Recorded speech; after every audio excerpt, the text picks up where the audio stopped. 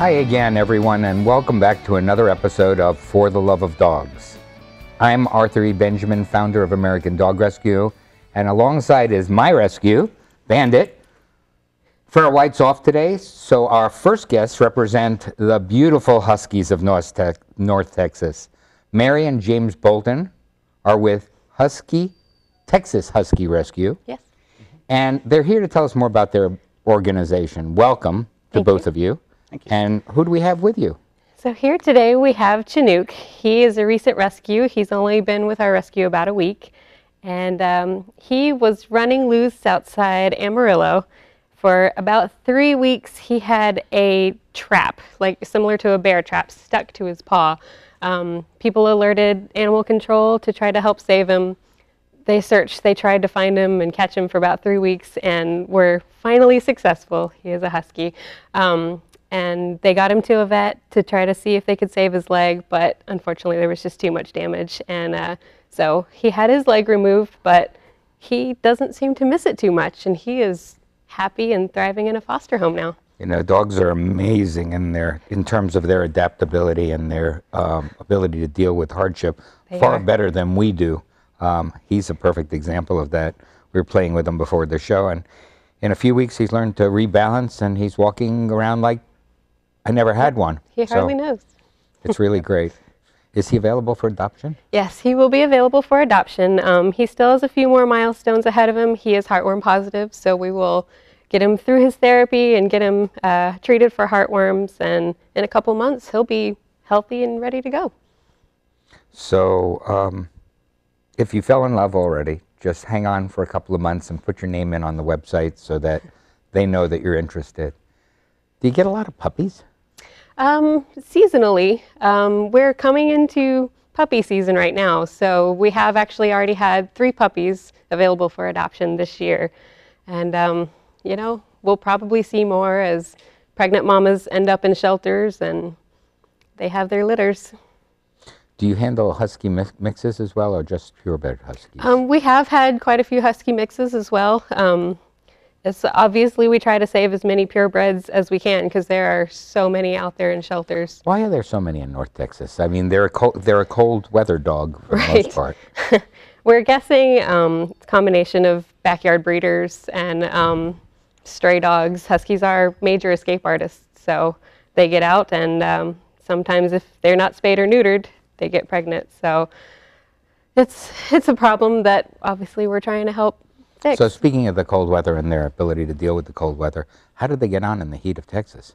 They actually do pretty well. Obviously, we keep all of our dogs as indoor dogs, but as they go outside for short potty breaks and playtime, they have a double coat that their undercoat actually protects them from the heat and the cold. So they do pretty well. It's very different. If you look at them, their hair is a lot shorter than, for example, Bandit's hair.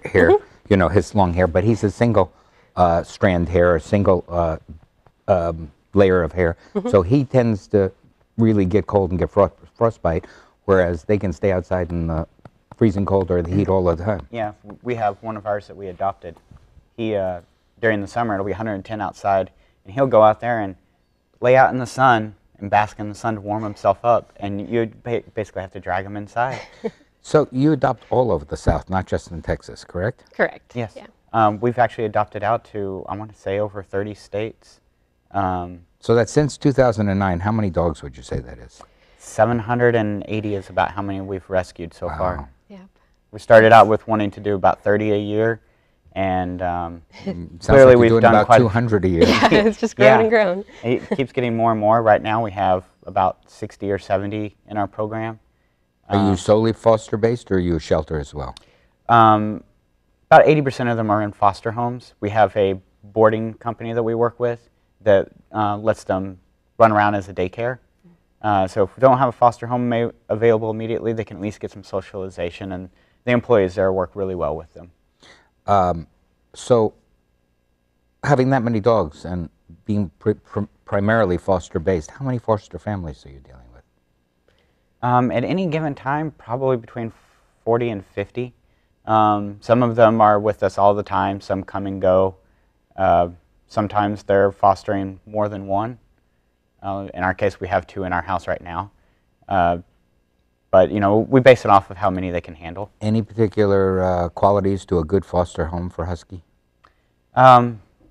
If you're able to spend a lot of time with them, and not a ton of time, but enough time to socialize them, because they come from either a broken past of some sort, so they need socialization. The more you're home, the better. If you're able to provide them a yard so that they can get outside and run around rather than being cooped up in an apartment, it's better. But we don't discriminate. We'll foster inside of an apartment complex as much as we will inside of a house. Do you, as a organization, do you have any events coming up? Yes, we do. The second Saturday of every month, we are in the Petco in Grapevine. So the second Saturday of March will be our next event. Well, that's a chance for us to take a moment and thank Petco nationally for doing this and for providing a place for dogs to be adopted out, and especially a big thanks to the Petco in Grapevine for helping you. Mm-hmm. How many Huskies do you currently have? Personally, we own 2, and we have one that's a Husky Collie mix. And how many in the organization for adoption? For adoption? Almost 70 almost right 70. now. 70 that are available. Yeah. That's a lot of dogs to deal with. It is. It's a lot of dogs. we manage it pretty well, we think. We get them all to their vets, get all their medications taken care of. We have a great board of directors and a great volunteer base. How do you raise money? We raise money through the adoption fees for them, but that doesn't cover most of the fees. So people donate off of our website. They come out to events and they donate money. We also sell T-shirts, like the ones that we're wearing, our Adopt T-shirts. We sell these on our website and at our events. That's most of our income is through donations and through the adoption fees. And every year we have a golf tournament. We're coming up on our 4th annual golf tournament this October, and that's always a great moneymaker for us too. It? It will be at Coyote Ridge golf course. Which is in which city? It is in Carrollton. Yeah, it's in Carrollton. Yeah. Great. So that's coming up when? What month? In October, In October 17th. Yep. Great.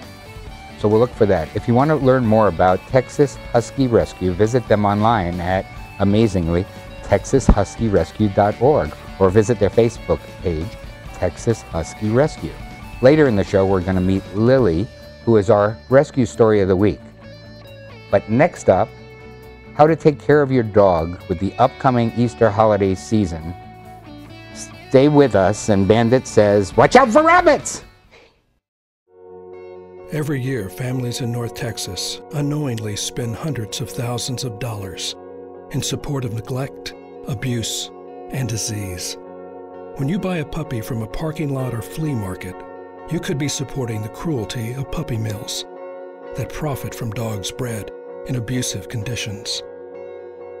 Help us stop the cycle. To learn how, go to spca.org/no-puppy-mills and take the puppy pledge. So, I just moved in with this family, and it's embarrassing. The little one, he likes to go outside and crawl around in the giant litter box. I don't know what he's doing. I mean, I was born and I knew how to use the litter box. Look at that! That's disgusting! Oh, poop already! You're making me nervous. Oh, okay, I can't look at this anymore. I really hope he grows out of this, for his sake. My name is Teresa. This is Scooter. My name is Amber. This is Duke. I'm Dr. Dixon, and this is Annie. I'm Emily. This is Jackson. I'm Kelsey, and this is Skittles. My name is Miko. This is Chloe. My name is Ty. This is Callie. My name is Tamar. This is Simon. My name is Renee. This is Snowball. My name is Dr. Miller. This is Fletcher. My name is Eric. This is Sport. My name is Stacy, and this is Britches. And I'm a pet lover first. And I'm a pet lover first.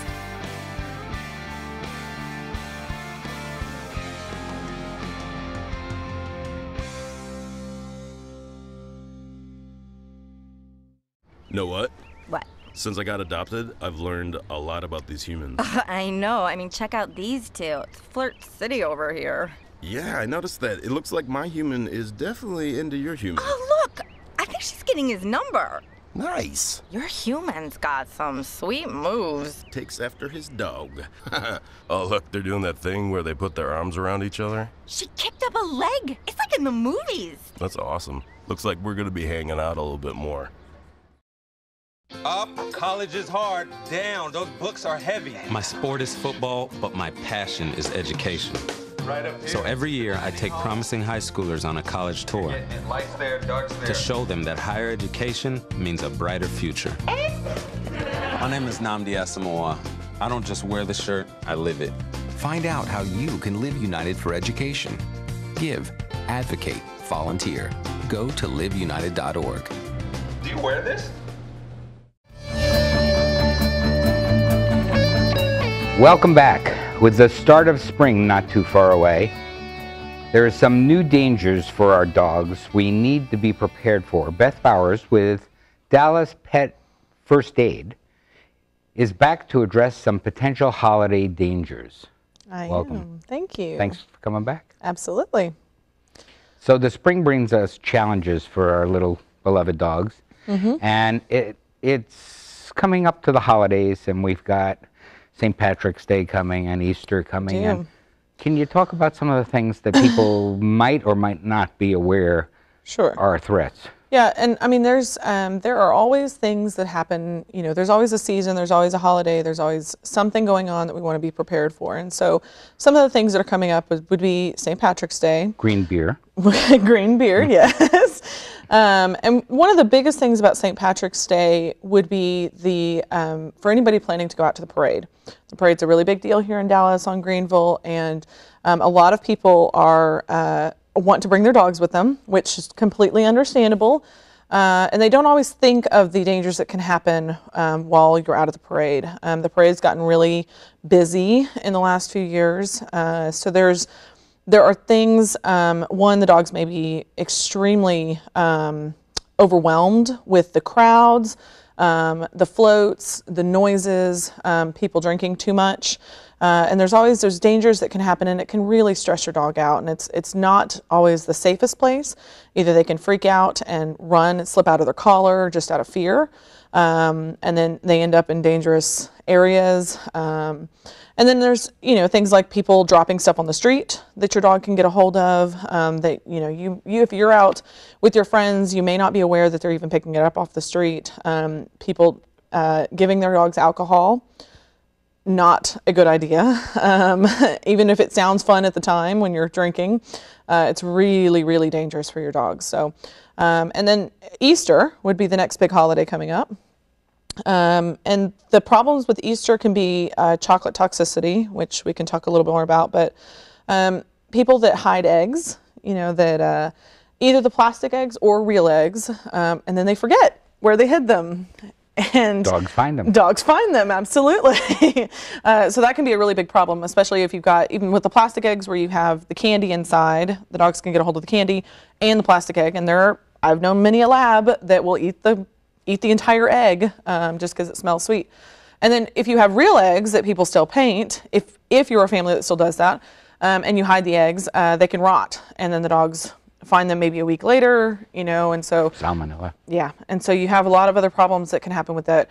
And then Easter lilies are very toxic, and animals that get into the Easter grass, especially cats, any of our households that have cats too, they love the Easter grass, and so the green grass that goes in the baskets. So no chocolate, no matter what, right?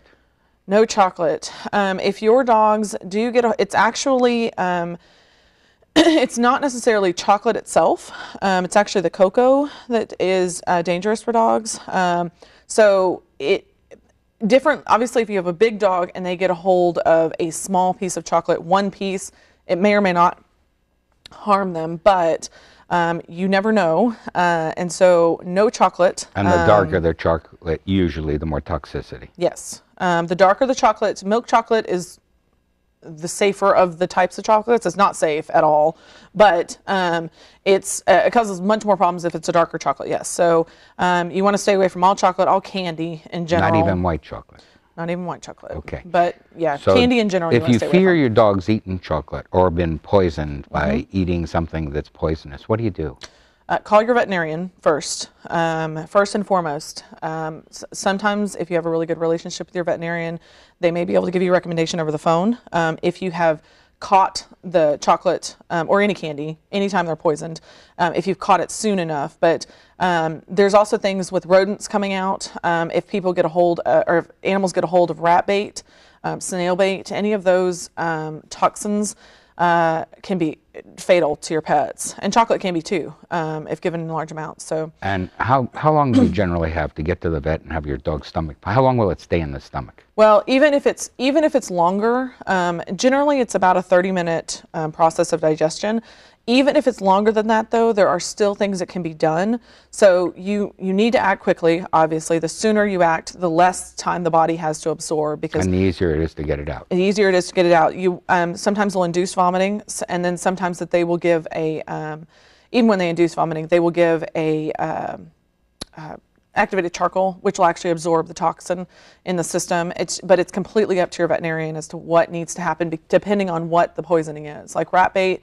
Even the different brands have different parameters. And I've heard you say, let's get into the first of the month habits. Yes. Can we just quickly list them? Sure. We'll run out of time. Yeah, no. So at the first of the month, it's always, spring is just that time of the year that you want to clean and refocus on your life. And so I always encourage people that the first of the month, take priority with your dogs. So you want to check your dogs over snout to tail with intent and purpose, making sure that you look them over for anything that's abnormal for them, and make sure they're addressed if something new comes up.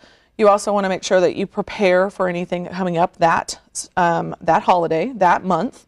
You want to make sure that it's a good time to give flea and heartworm. Yes, flea and heartworm. First of the month makes it easy to remember if you just do it all at once. Make sure that you talk to your veterinarian if you're not on flea and heartworm prevention, but absolutely imperative here in Texas. And then the last thing is it's a good time to do a nail trim or a good ear cleaning too.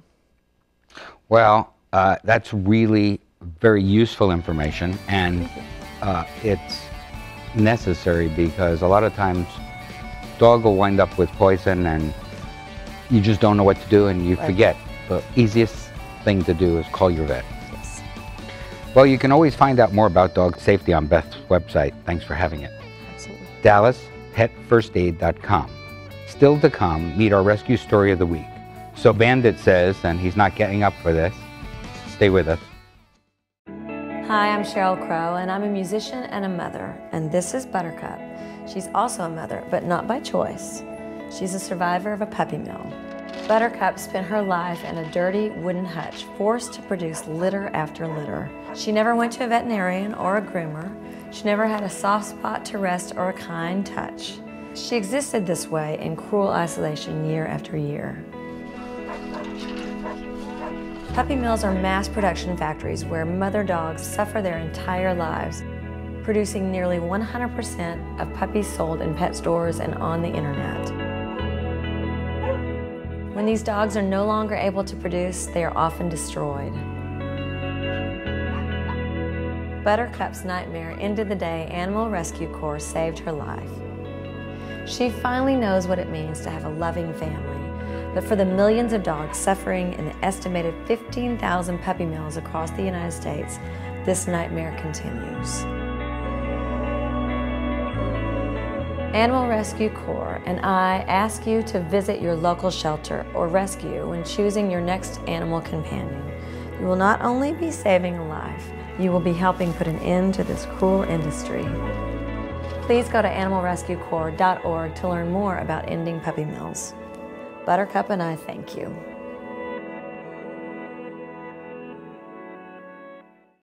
So, I got this new family, and I don't know what it is about this one, but she can't seem to put down that toy all day long. Tap, tap, tap, tap. Oh, and she even talks to it. She talks to that more than she talks to him. What's up, bro? Nice shirt. Who's she talking to? Her mom? She talks to her mom a lot. Live with a human for a while and you get to know a few things. Like, I know she's actually not a morning person. I know she does strange tricks for no treats. I know that water makes her howl like crazy. I even know how the floor stays so clean. She's quick. But the one thing I will never for the life of me know is how she gets so tiny and inside that box. Natalie, how do you get so tiny?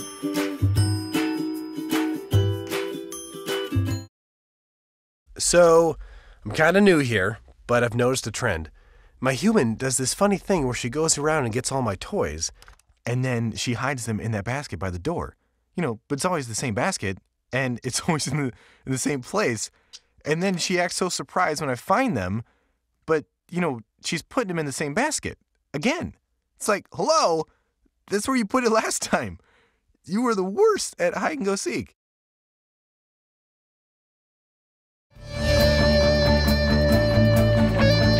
Welcome back to For the Love of Dogs. One of the main reasons we do this show is because we just love a good success story. And whether you saved a dog or a dog saved you, animal rescue can be life-changing. That's why we started You Rescue Me on our Facebook page. Here's another one we want to share.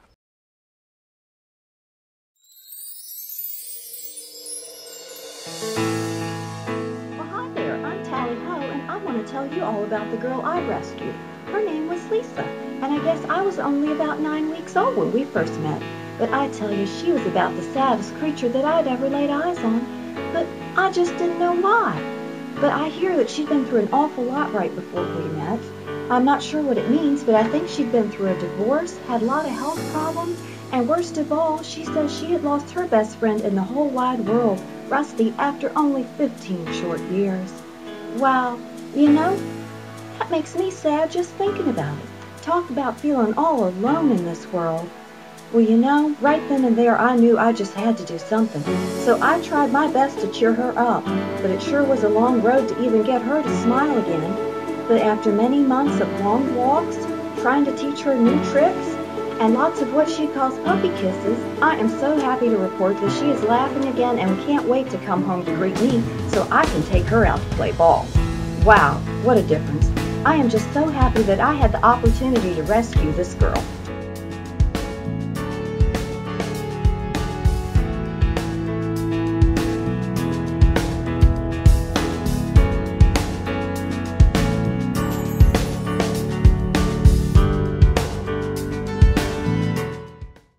Welcome back!